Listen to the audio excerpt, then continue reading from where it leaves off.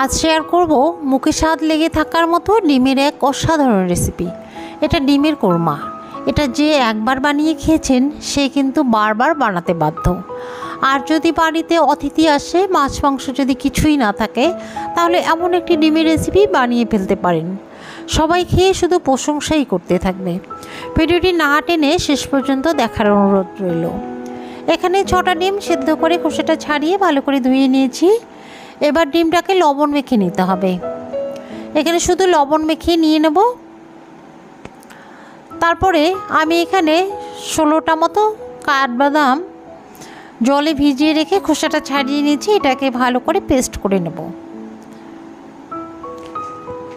ওভেনে একটা fry pan বসিয়ে দিলাম। এখানে পর্যাপ্ত পরিমাণ সাদা তেল দিয়ে দিলাম। তেলের মধ্যে 2 চামচ ঘি দিয়ে দেব। এবারে এখানে 2 কাপ পেঁয়াজ আমি বেরেস্তা করে নেব। ঘিটা কিন্তু অপশনাল, এখানে দিতেও পারেন, না দিতে পারেন।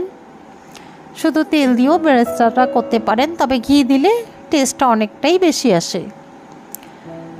এটা একটু স্লো ফ্লেমে ভেজে বেরেস্তা করতে হবে, হাই ফ্লেম করবেন না, তাহলে কিন্তু পেঁয়াজটা পুড়ে যাবে, বেরেস্তাটা ভালো হবে না। একটু স্লো ফ্লেমে এইভাবে একটু গোল্ডেন কালার আসা অবধি ওয়েট করতে হবে। খুব একটা কিন্তু ডার্ক করবেন না, তাহলে কিন্তু পুড়ে যাবে। এবার এটাকে নামিয়ে নেব। ঠান্ডা হলে সুন্দর মুচমুচে হয়ে যাবে। তেলটাকে কিন্তু ঝরিয়ে উঠিয়ে নিতে হবে। তেলের মধ্যে কোনো রকম বেরেস্তা রাখবেন না, তাহলে কিন্তু পরে পুড়ে যাবে। ওই তেলেই আমি ডিমটা ভেজে নিচ্ছি। ডিম খুব একটা বেশি সময় লাগে না, 1 মিনিট সুন্দর করে ভেজে নিলেই হয়ে যাবে। খুব একটা বেশি ভাজলে কিন্তু ডিম শক্ত হয়ে যায়। একটু কালার চলে আসা পর্যন্ত অপেক্ষা করতে হবে, তারপরে কিন্তু এটাকে উঠিয়ে নিতে হবে। আমার ডিমটা ভাজা হয়ে গেছে। যেহেতু হলুদ নেইনি, কালারটা বোঝা যাচ্ছে না। এই রান্নায় কোনো রকম হলুদ আমি ইউজ করব না। এতটা তেল আমার লাগবে না, তেলটা আমি কমিয়ে নিলাম।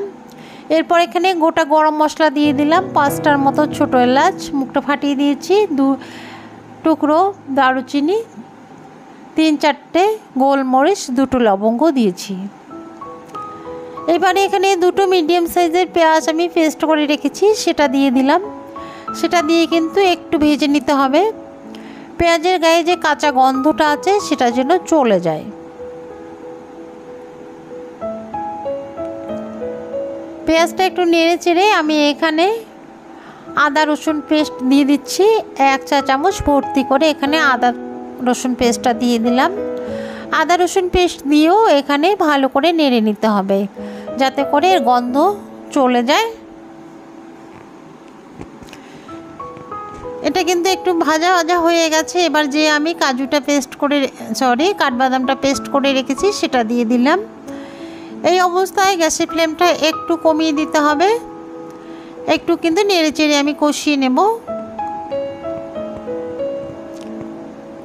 পেঁয়াজ, আদা রসুন আর কাজু পেস্টটা ভালো করে কিন্তু কষিয়ে নিতে হবে, সবগুলোর গা থেকে কাঁচা গন্ধটা চলে যাওয়া পর্যন্ত। মশলাটা যাতে পুড়ে না যায়, এখানে আমি দুধ দিয়ে দিচ্ছি। এখানে আমি 1 কাপ গরুর দুধ নিয়েছি। এটা আগে থেকে জাল করা ছিল। জাল করা দুধটা দিয়ে আমি রান্না করছি। কেউ যদি চায় নারকেলের দুধ দিয়েও এটা তৈরি করতে পারবেন, বা গুঁড়ো দুধ গুলিয়েও রান্না করতে পারবেন। এবারে আমি শুকনো গুঁড়ো দিয়ে দিচ্ছি মশলার। এখানে লঙ্কার গুঁড়ো দিচ্ছি, 1/2 চা চামচ জিরে গুঁড়ো, 1/2 চা চামচ ধনিয়া গুঁড়ো আর স্বাদ মতো লবণ। এখানে হলুদ আমি ইউজ করব না। এবারেও ভালো করে মশলাটা কষিয়ে নিতে হবে।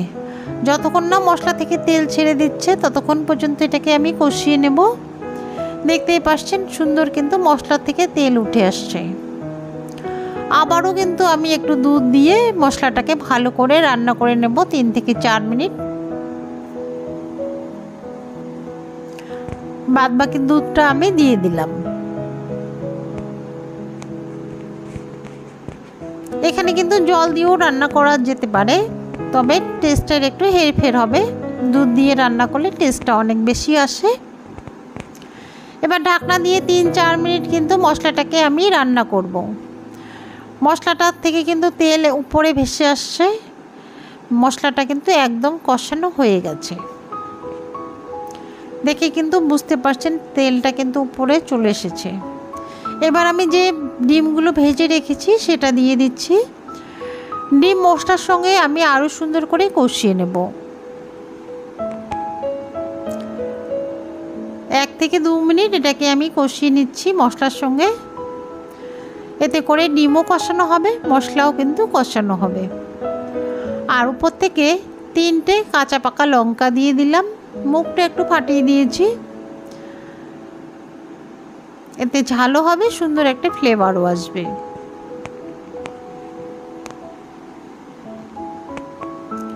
এখানে হাফ চা চামচ চিনি দিয়ে দিলাম।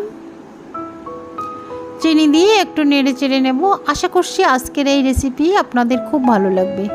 ভালো লাগলে অবশ্যই লাইক দিয়ে কমেন্ট করে জানাবেন। এবারে আমি আরও 1 কাপ দুধ দিয়ে দিচ্ছি। 1 কাপ দুধ দিয়ে আমি এটাকে ঢেকে 5 থেকে 6 মিনিট স্লো ফ্লেমে রান্না করব। এতে করে ডিমটাও সুন্দর রান্না হয়ে যাবে।